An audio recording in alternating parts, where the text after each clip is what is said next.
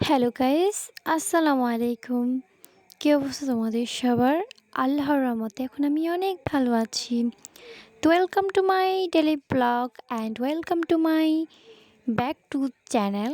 তো আজকে হচ্ছে আমাদের বাড়ির আশেপাশে এই গাছগুলো দেখিয়ে আমি চিনতে পারতেছিলাম না। পরে আমার আম্মু আমাকে আমার চাচাতো বোন বলছে যে, "দেখ এখানে কি মোটা, মোটা হচ্ছে এই ডাঁটার শাকগুলো মানে তিতির ডাঁটাতে এই শাকগুলো হয়ে আছে।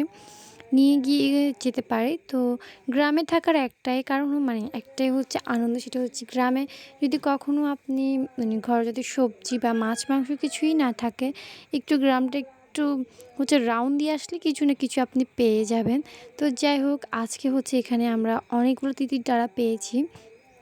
পুকুরটার মধ্যে অনেকগুলাই হয়েছে, তার মধ্য থেকে আমি কিছুটা কালেক্ট করলাম। আর তোমরা কেউ এই শাকগুলা চিনো কিনা অবশ্যই বলবা। এগুলো হচ্ছে ডাল দিয়ে আর রসুন দিয়ে তেল মেরে রান্না করে খায়, এটা অনেক মজা হয়। কেউ চিনলে অবশ্যই বলে যাবেন।